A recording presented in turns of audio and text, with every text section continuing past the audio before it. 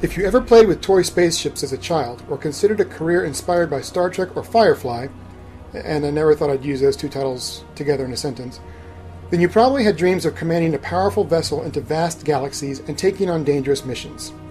The latest fuel for the fire of would-be space captains is a sequel to Little Green Man Games' disappointing title of 2012, Starpoint Gemini.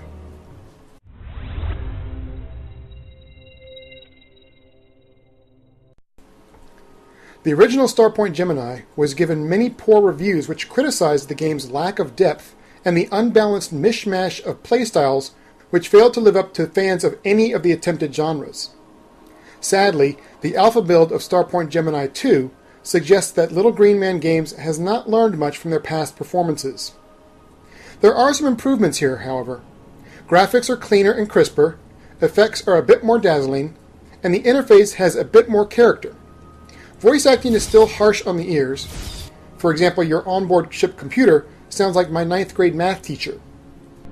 I suggest checking the star chart, Captain. New missions are available. But none of this helps the game's trademark downfall, slow and dull gameplay. Getting anything done in this game is not so much a chore as it is a grind. For example, even in the first hour of play, the missions I took on were all of the 3 standard types. Take this thing or person over there, scan or repair that thing over there, or destroy those baddies over there. Each mission rewarded me with an easily missed message and a few hundred credits, which in today's market might buy you a club sandwich.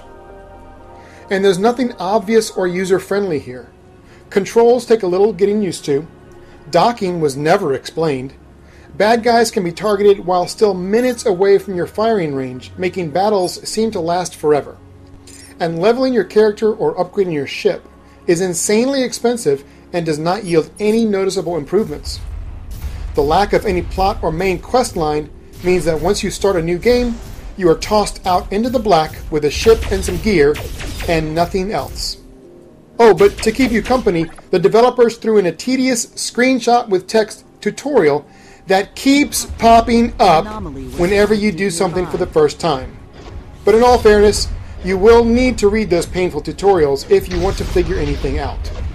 Finally, I need to say something about the lack of originality here. Upon the first 20 minutes, I noticed bits and pieces from other great games that I loved, that just seemed to be slapped on. The ship ability effects and combat mechanics are very similar to Star Trek Online. The waypoint and star chart system remind me of Freelancer. Even the horrible tutorial is almost a direct click-by-click copy of the tutorial for Endless Space. Unless Little Green Man Games can bring some serious content and updates into the game soon, it looks like this might be history repeating itself.